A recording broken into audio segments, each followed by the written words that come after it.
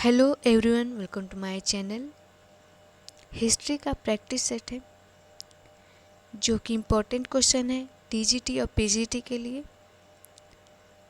सभी क्वेश्चन किसी न किसी एग्जाम्स में पूछे भी गए हैं, इसलिए भी इम्पोर्टेंट है। चलिए इसका पहला क्वेश्चन देखते हैं।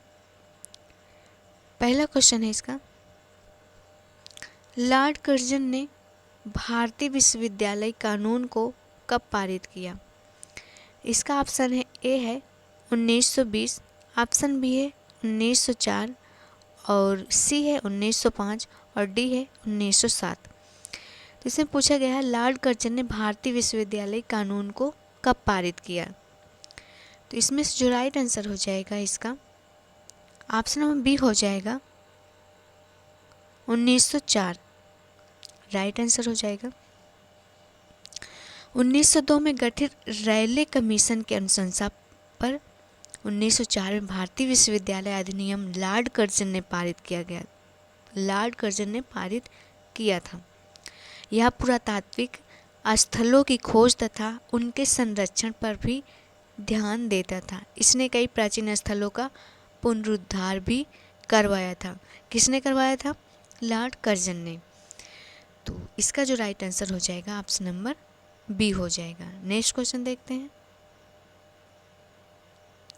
अस्थाई बंदोबस्त समझौते को किसने आरंभ किया था?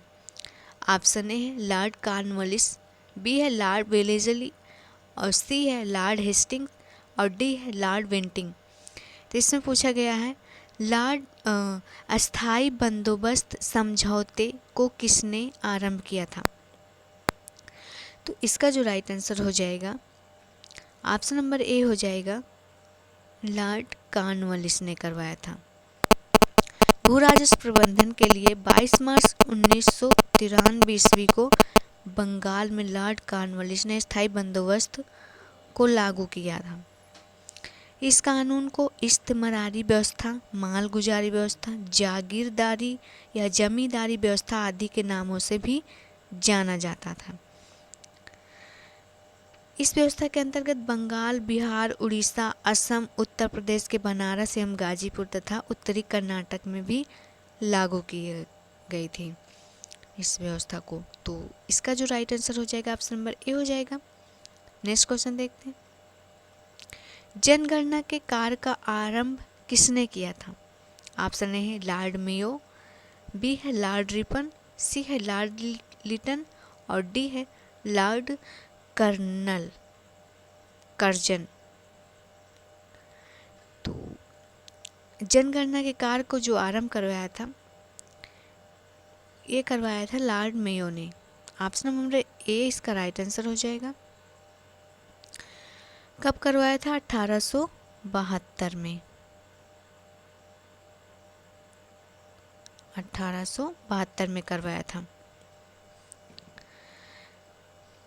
1881 के बाद 10 की जनसंख्या जनगणना शुरू हुआ जो लॉर्ड रिपन ने शुरू किया था। वर्ष 2021 की जनगणना देश की 16वीं और स्वतंत्र भारत की 8वीं जनगणना थी। तो इसका जो राइट आंसर हो जाएगा ऑप्शन नंबर ए हो जाएगा। नेक्स्ट क्वेश्चन देखते हैं। सांप्रदायिक परिनिर्णय का प्रस्ताव किसने किया था? ऑप्शन है लॉर्ड मिंटो ने, बी है लॉर्ड एटली, सी है लॉर्ड मैकडोनाल्ड ने और डी है स्टेफर्ड क्रिप्स ने। तो इसका जो राइट आंसर हो जाएगा ऑप्शन नंबर हो जाएगा सी, लॉर्ड मैकडोनाल्ड ने किया था। ऑप्शन नंबर सी इसका राइट आंसर हो जाएगा।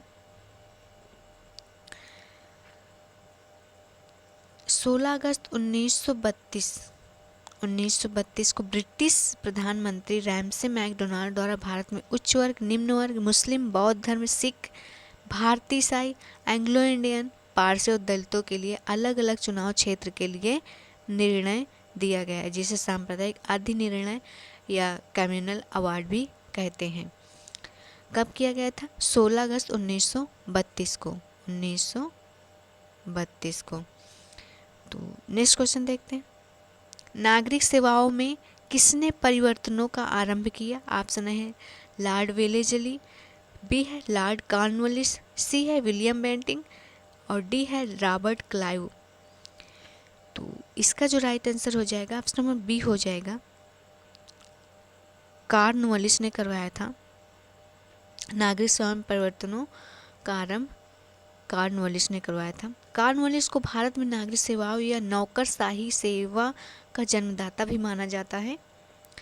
नागरिक सेवा का इस्पात की चौखट कहा जाता था। वेलेजली ने नागरिक सेवा के प्रशिक्षण के लिए 1800 ईस्वी में कलकत्ता में फोर्ट विलियम कॉलेज की स्थापना भी की थी। तो इसका राइट आंसर ऑप्शन बी हो जाएगा। नेक्स्ट क्वेश्चन देखते हैं, किस एक्ट द्वारा प्रांतीय स्वायत्तता की स्थापना हुई? ऑप्शन ए है सन 1935 का एक्ट, बी है मार्ले मिंटो सुधार, सी है साइमन कमीशन एक्ट और डी है इनमें से कोई नहीं। तो इसका जो राइट आंसर हो जाएगा ऑप्शन नंबर ए हो जाएगा। Right answer option number A हो जाएगा सन 1935 का एक्ट।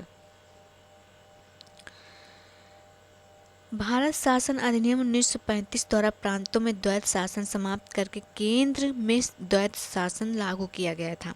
तो इसका right answer option number A हो जाएगा। नेक्स्ट क्वेश्चन देखते हैं, किसके शासनकाल में भारत की राजधानी को कलकत्ता से दिल्ली को स्थानांतरित कर दिया गया था?